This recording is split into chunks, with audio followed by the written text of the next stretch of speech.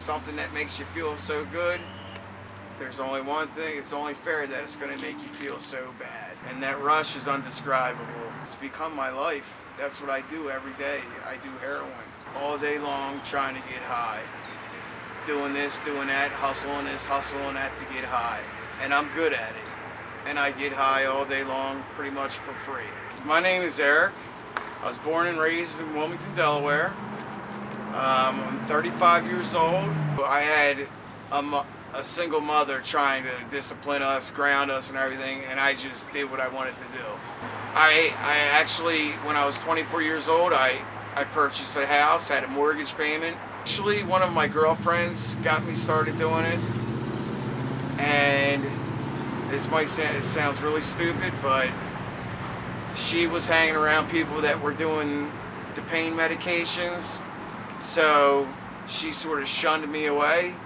But I felt as long as if I, came around with a couple bags and she'd give me a time, a date to hang out with her, So that was over 12 years ago. It's been 12 years since I started doing that, and that was the real downfall of my life. I mean, methadone targets heroin specifically.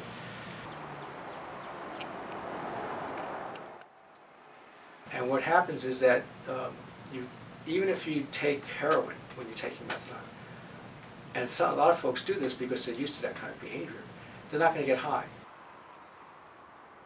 My name is Gerard Selden. I'm a licensed psychologist, and I've been working in addictions and mental health since year 2000. I think there's a lot of stigma. I think there's a lot of misinformation about methadone.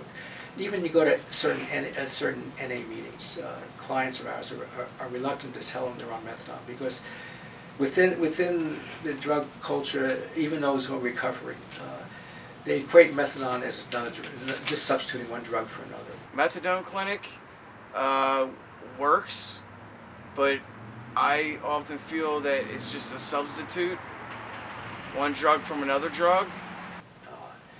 And I think it does a misservice because we don't stigmatize people who are taking insulin for diabetes. I mean, that's not a cure. That helps people stabilize their sugar levels. I have attempted to go to the methadone clinic at least 3 or 4 times.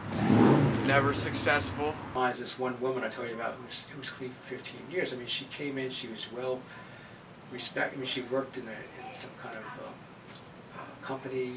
She was very high up in the company. She did very well.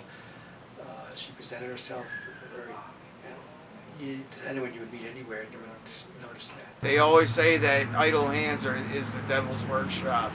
If I had a job, once I can become employable, get my drug abuse under control, I know that once I get a good job, that would occupy so much of my time.